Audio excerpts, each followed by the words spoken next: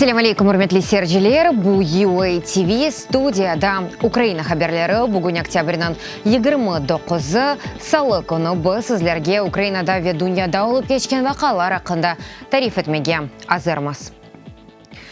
Луганск вилаятының Золоте қасабасында орду чекілмесі башланды. Бұақта бірлешкен құветлер штабы хабер етмекте.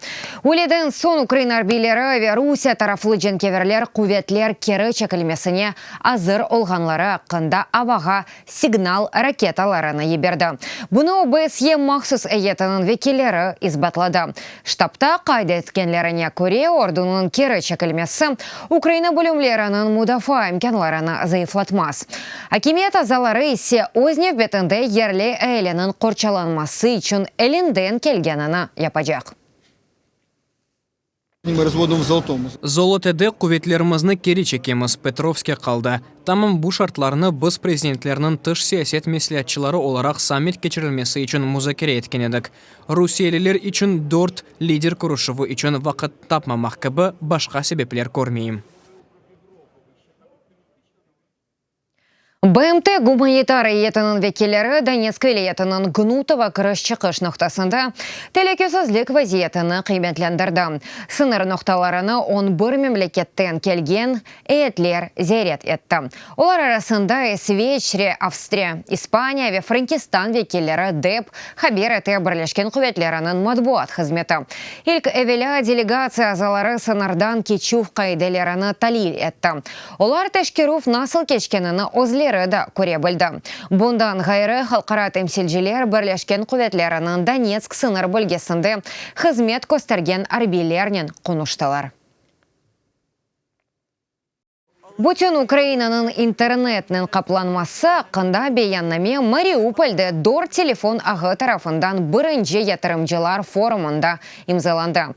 Донецк вилаятының жебе янындаки шәрді девлет рехберлігі ве бүтін Украинадан келген ерлі кемиет векелері ондан ғайры Украина ве эджниби иш адамлары топлашты. Тедбір Think Invest in Ukraine деп адландырылды. Оның эссас вазифесі мемлекет иқтисатының ғайрыдан тікленілмесі үшінді чоқ халқара ятырымлар желп еттірмек ве Донбассны күчлі иқтисаси регионға чевірмек. Форумның ачылышында Украина президенті Володимир Зеленский чықышта болынды. Оның қайды еткеніне көре форум мемлекетінің иқтисади инкешафы үшін күчлі темел олажақ.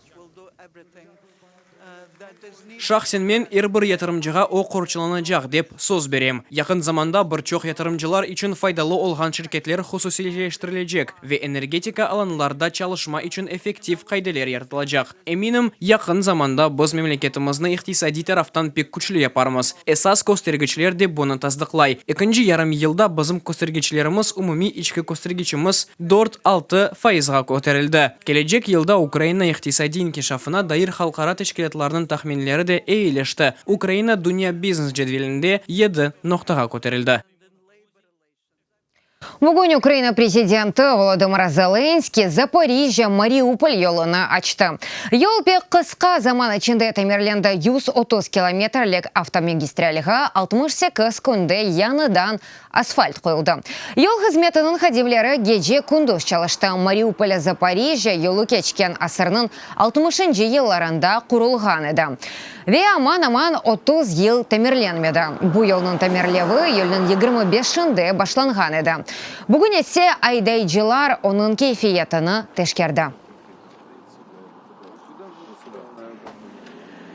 Раньше было отвратительно, невозможно было ездить. Баштамында юрмекнің чересі yok еді. Запорожьеге еткенже көпчіклеріні yok етейдік. Яни бұл yolculuk әм машиналарға зарар кетере әмді чоқ вақыт алайды. Эвелден Запорожьеға ән аз 4 saat келейдік. Шымды есе 2,5 saatте келеміз. НАТО гемелері Одессада, Испания, Романия ве Италиядан келген тарыжы гемелері Шимали Атлантик Альянс азаларының Украинаға достане зейреті черчевесінде Одесса дениз лиманына янашты. Анда олар бір авта болунacak Мудафа назерлігінің малиматына көре ярын гемелерінің Йенс Столтенберг рехберлігінде НАТО делегациясы зейрет етежек.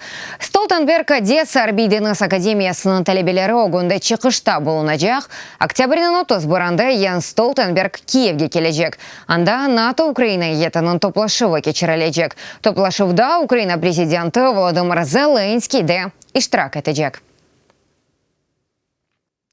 Türkiye'de 46 Kırım-Tatar teşkilatı Rusya tarafından Kırım işgalini toxtatmağa çağırdı. Netice olarak bu toplaşıvda 43 teşkilat ve 3 fond tarafından kabul etilgen dünya topluluğunu Kırım işgalini toxtatmaq çağırıvı ile rezolütsiya peyda oldu. Tefsilatlıca Nevbet'teki levhamızda. Түркиянын пайтақты Анкара шээринде Кырым-татар теşkilatlары платформанын топлашуы кечирилди. Мерасимде Түркиянын Кырым-татар диаспорасынан 43 дернек ve 3 фонд иштирак этти.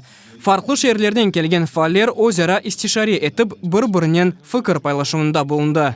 Türkiye'deki bazı yandaş grupların aleyhimize açtığı mahkemelerin, davaların neticelerini konuştuk.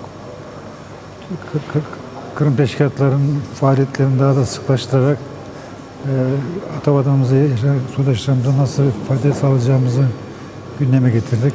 Kırım'ın Rusya tarafından işgalinden sonra bu zamana gelgen vaziyet ne? Ve Rusya'nın propagandasına karşı nasıl bir tedbirler almak gerek? Bizim halkımızın sesin, Kırım'da yaşalgan baskılar, zulümler, bizim insanlarımızga yapılgan haksızlıklar neler olganı ve bunlara karşı hep beraber nasıl kureyş alıp varacağız? Bunlar hakkında bir meselelerini gözden geçirdik. Rusya hakimiyetinin Kırım işgalini dünyaya tanıttırma talaplарына ve Türkiye ile birlikte çeşit halkara platformalarında Rus propagandasının mekanizmlarına karşı nasıl tedbirler alınacakları hakkında müzakere etildi. Ondan da gayrı platform azaları tarafından alazırda Kırım'daki insan hakları ihlalleri de hatırlatıldı. Kaybolan pek çok kardeşimiz var. Hala pek çoğundan haber alamadık. Ervin örneği gözümüzün önünde. 10 gün önce birlikte olduğumuz arkadaşımızı Litvanya'daki bir toplantıda Litvanya'dan döndükten sonra kardeşimiz evinin önünde kaçırıldı ve hala bugün haber yok. Keşke bir yerde bir zindanda olsa da ne kadar eziyet çekmiş olursa olsa bir gün karşımıza çıkabilse. Toplaşu devamında milli derneklerinin yıl devamında geçirilgen medeni, siyasi ve içtimai faaliyetleri de tarif edildi. Sonunda ise Türkiye'deki Kırım-Tatar teşkilatlarının netice deklarasyası yayınlandı. Türkiye'deki bütün Kırım-Tatar teşkilatlarının Kırım'ın Rusya tarafından işgaline karşı olganı, bu işgaline asla boysunmayacakların, menimsemeyeceklerin ve Kırım-Tatar Milli Meclisi'nin, Kırım-Tatar halkının ve yolbaşımızın yanında olganın prensip olarak karar aldık. Bunun hakkında da rezolüsyada da 1. madde olarak bunu koymanı kararlaştırdık. Teşkilatının temsilcileri Kırım'ın işgal altında olganı ve buna karşı mücadeleni sık Türk cemaatine hatırlatmak ve milli maksadlarımızga erişmek için halkara seviyede işbirliğini devam etmeye çağırdı. Cafer Umerov, Ediye Kataman, İmran Hüseyinov, Ankara, UATV. 7 ay içinde 14 topi. Nepal alpinisti Nirmal Purja yüksekliği en az 8.000 metre olgan 14 dağa ko'tarildi. O seyahatini Nirmal aprel ayında başladı. Başta o Himalaya'da Annapurna dağında boysundurdu. Ondan son Broad Peak, Shishapangmu ve sonunda Everest dağına ko'tarildi. Nirmal Britanya ordusunda hizmet etti. 2009 senesi Krallık Deniz Piyadası'nın terkibine kirdi. 2012 senesi ise Everest'ni boysundurmak arzusuyla alpinist yoluna başladı. Hürmetli seyirciler, bu dakikaga bu sonki haberimiz edi. Daha çok haberlerini sizler UATV.ua saytımızda okuy bilesiniz. UATV ile olunuz, o'zingizga muqayt olunuz, sog'liqni qaliniz, yarınga qadar ko'rishguncha.